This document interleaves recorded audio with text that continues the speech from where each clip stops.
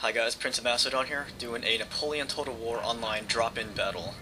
This is the Russia versus Russia battle. I command the Russians, and my opponent is the Paraclete, in command of the Russians as well.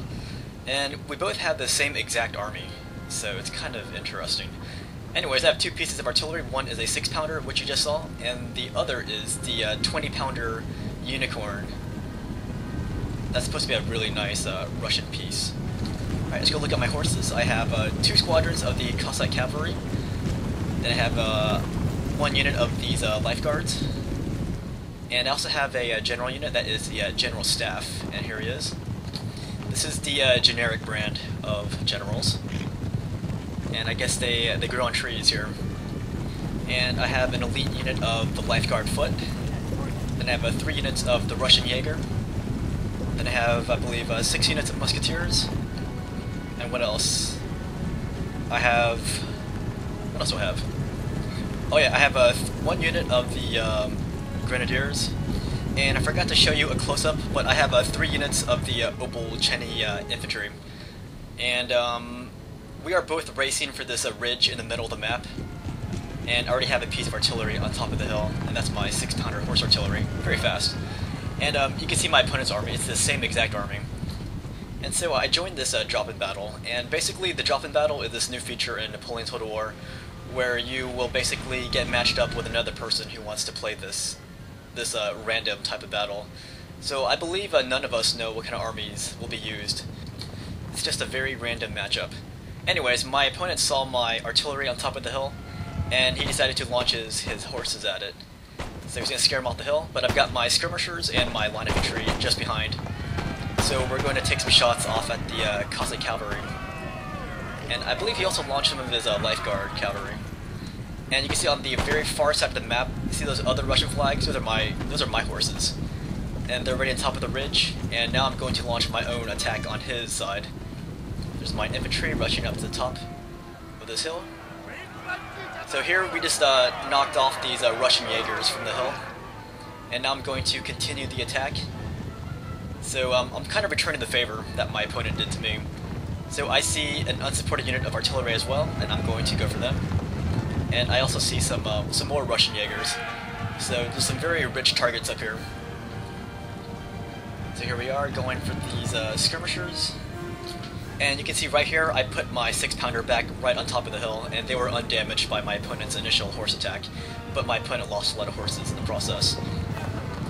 So you can see he is making an effort to go to the top of the hill, but I've been sprinting my troops since the beginning of the battle to get to the middle. And here's my horses. They are still wreaking havoc on my opponent's side of the battlefield. And here we just knocked out these 6-pounders, so I don't have to worry about those guys anymore. But here I try to actually get my horses out of there, but they got stuck. I'm not sure what happened. But here you can see what happened. I got my infantry on top of this ridge before my opponent did. So this is called the Prussian Hills map, and it's very much like the Syrian Ridge map, where you gotta rush to the middle in order to take the high ground. But I was a little bit faster than my opponent in getting there. So I got my guys spread out in line, and now we're gonna take some shots off at those guys as they come up the hill. And because I didn't show you a close-up of those Obol-Cheny troops, you can see them now. There they are. Those guys wearing the green trench coats. It's pretty cool, actually. Alright, so what else is happening?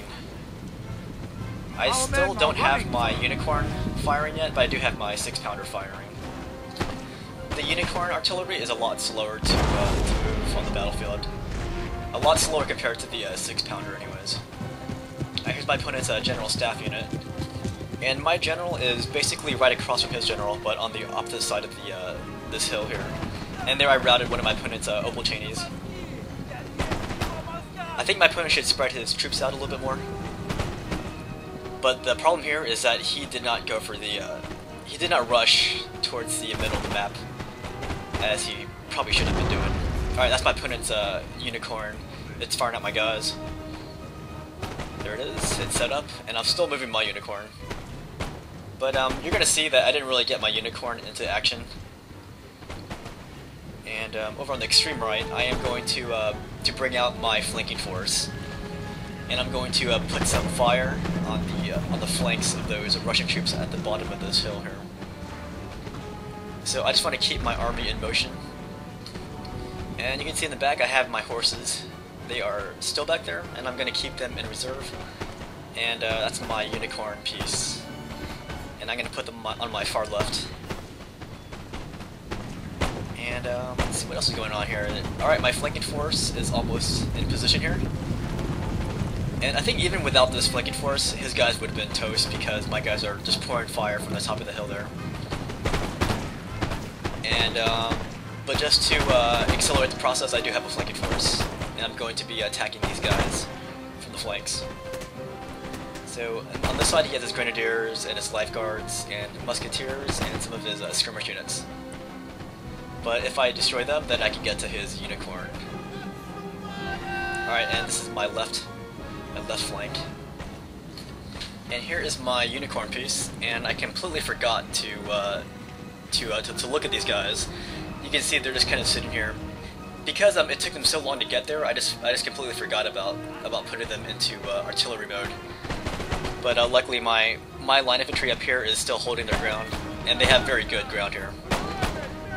And what are those? Those are just Opal Cheney. Those guys aren't very good. I think they're kind of like militia type, I think. Not really sure. This is my first time seeing these Russian units. And it's kind of cool that we're both using the same army. So it's kind of like a Russian Civil War. I'm just going to say my side supports Napoleon and the other side does not. Anyways, when I saw his infantry coming up the hill in force on my left flank, that's when I decided to bring the rest of my horses around to charge the rears of his infantry. So here, those are my horses, and we're going to smack them from behind, and from the front I'm going to charge with my musketeers. So actually my musketeers start to rout, but that's fine, at least I disrupted his advance. And now I'm going to take my horses and I'm going to get out of there. And I'm going to charge down the hill and go for the rest of his army. And finally I got my unicorn into artillery mode, or whatever you call it. And over here, these are my horses, and I'm fighting his horses right now. So that's why I kind of, initially I charged the backs of his infantry on top of the hill, and then I decided to bypass them in order to get into my opponent's back line. And I'm going to let my infantry mop up the rest of these Russian troops, of his Russian troops. So his guys are on the right, and on the left are my grenadiers. So I was pretty confident that my grenadiers could take those guys out. I think they were just musketeers. So I was pretty confident about grenadiers taking them out in a bayonet fight. Alright, so here I'm cutting through my opponent's horses, and I want to get to his general unit right there. You can see I killed some of his units. I think I depleted that squadron to half, and they're kind of walking away from the battle, but I'm going to chase them with my horses now. And once I get rid of that general, I'm going to turn on his left flank with my cavalry.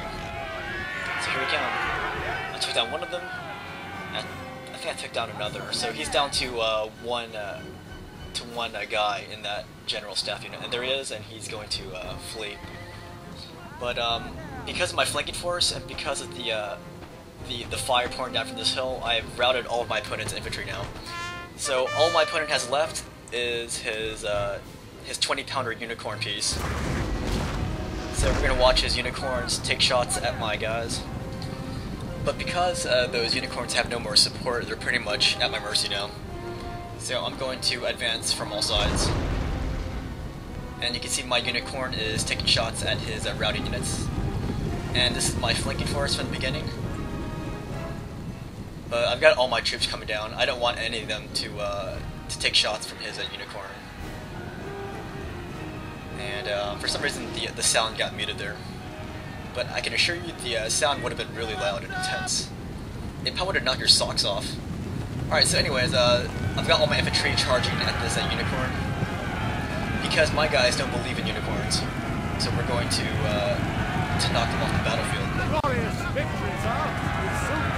So that was my first experience fighting a drop-in quick battle here. It was pretty fun, I guess, just having the unknown element playing a part in the battle. But anyways, a good game to my opponent, His name was the Paraclete, and you can see the results of each of my units. Looks like my Grenadiers had the most kills, but hope you guys enjoyed.